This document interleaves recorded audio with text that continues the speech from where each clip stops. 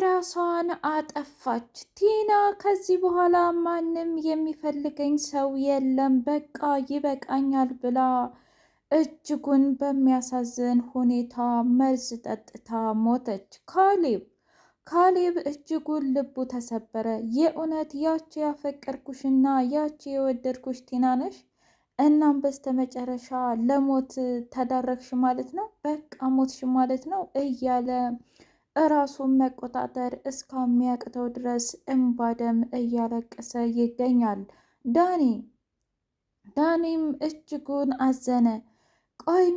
ቆይ ለምንድን ነው ቲና እራስሽን ማስተካከልና እራስሽን ለውጠሽ ጥሩ ሰው መሆን እየቻልሽ እንዴት እንደዚህ ታደርጊያለሽ? ቆይ ለምንድን ነው ቆይ እያለ ያልተመለሰልኝ ጥያቄ በጣም ብዙ አለ። እባክሽ ቲና ተነሽ እባክሽ እያለ ቢለምናትም ቲና ግን በከባዱ እራሷን አጠፋች። አባባ እጅጉን ልቡ ተሰበረ። በጣም ይገርማል ልጄ፣ እኔ እንኳ ላስተምርሽ ፈልጌ ነበረ፣ ነገር ግን አንቺ የእውነትም ለካ የአረመኔነትሽና የጭካኔሽ ልክ ራስሽን በራስሽ እንድታጠፊ አድርጎሻል እያለ ብቻውን በሀሳብ መብሰልሰል ጀመረ። ትሁቴ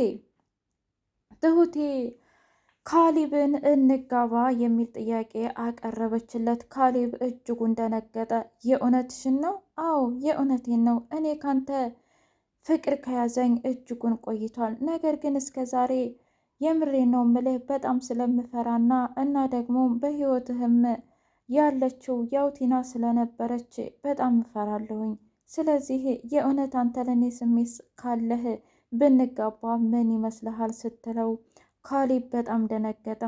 ለካ የእውነት አንቺም እንደኔ ተመሳሳይ ስሜት አለሽ ማለት ነው።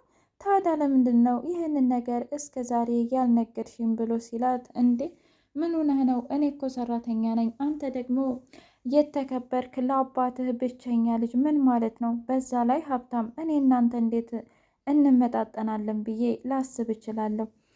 ሰላም ውድና የተከበራችሁ የድርሲት ስንድቅ ሚዲያ ቤተሰቦች እንዴት ናችሁ? ሁሉ ሰላም፣ ሁሉ መልካም። ምን እግዚአብሔር የተመሰገነ ይሁን። ሰላም ነኝ፣ ደህና ነኝ። ለዚህ ቻናል አዲስ የሆናችሁ ሰብስክራይብ እያደረጋችሁ ቤተሰብ ይሁኑ። ነባር ቤተሰቦች ደግሞ ስለምትከታተሉኝ እጅጉን አድርጌ አመሰግናለሁ። እጅግ አስተማሪውና አጓጊው ትሁት ድራማ እንደቀጠለ ይገኛል። ኤደን ካሌብን ጠርታ እኔ ምልክ ፍቅር እኮ የልብ ጉዳይ ነው። ስለዚህ አንተ ለምንድን ነው በዙሪያ በጣም ብዙ ሴቶች እያሉ ማየት የተሳነህ ብላ ጥያቄ ያቀረበችለት። ከዛ ካሌብ ደነገጠ። ምን እያልሽ ነው ኤደን? የእውነት እኔን የሚወደኝ ሰው አለ ማለት ነው? እኔ እኮ ታውቂያለሽ እስከ ዛሬ ከቲና ውጭ ሌላ የሚወደኝና የሚያፈቅረኝ ያለ አይመስለኝም ነበር። እንዴ በሚገባ አለ፣ ግን ደግሞ እሱን አንተ ማመን አትፈልግም እንጂ አለህ ብላለችው። የእውነትሽን ነው? አዎ የእውነቴን ነው፣ ግን እኔ ምን እንደምልህ ስለማላውቅ ብቻ በህይወትህ ውስጥ እና መደሰት እንዳለብህ መማር አለብህ። ቲና እንደሆነች ምርጫዋን መርጣለች። በቃ የቲና ህይወት ገንዘብና ገንዘብ ብቻ ነው እንጂ ፍቅር አትፈልግም። እሱን ደግሞ አንተም እኔም ሁላችንም ጠንቅቀን የምናውቀው ነገር ነው። ስለዚህ እባክህ ህይወትህን አስተካክል ብላ ስትለው ዳኒም ብድግ አለና እውነቷን ነው፣ እስከ ዛሬ እኛ በጣም ብዙ ስህተቶችን ሰርተናል። ከዚህ በኋላ ግን መማርና እንዲሁም ደግሞ በዙሪያችን ያሉ መልካም ሴቶችን መንከባከብ ነው ሲል፣ ዳኒ አሁንም አንተ በጣም የእውነቴን ነው ምልህ በጣም ትልቅ ሰው ሆነሃል፣ እናም ተቀይረሃል፣ የአባቴ ምክር ቀይረሃል ማለት ነው ሲለው፣ እውነት ነው የእውነቴን ነው ምልህ ካሌብ፣ ማለቴ አንተ እንደዛ እያወክ ዝም ያልከውና አባዬ ደግሞ እኔን ሊያስተምረኝ የነበረው ሁሉም ነገር አሁን ላይ ገብቶኛል። ባረፈደ በጣም ጥሩ ነበር፣ ምክንያቱም ኤደንንም አላሰቃያትም ነበር። ግን ያለፈው አልፏል፣ ለወደፊቱ እንጂ መልካምና ጠንካራ ወንድ ሁኜ እንደማኮራት አልጠራጠርም። ስለዚህ አንተም ለራስህ አንድ እድል ስጠው ብሎ አለው። አመሰግናለሁኝ ብሎ ወደ ትሁቴ ሄደ። እኔም ብልሽ ትሁቴ ያንን የምታፈቅሪው ልጅ ለምን አትነግሪኝም ብሎ ሲላት፣ አይ ጊዜው አሁን አይደለም፣ ጊዜው ሲደርስ ግን እመነኝ እነግርሃለሁ። ደግሞ በጣም ልትወደውም ትችላለህ ላትወደውም ትችላለህ አለችው።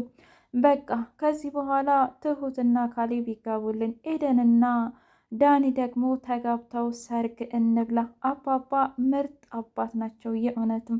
ቲና ደግሞ የእጇን ታገኝ እስር ቤት ትግባና ትሟቅ። ምክንያቱም ለጥፋት መከፈል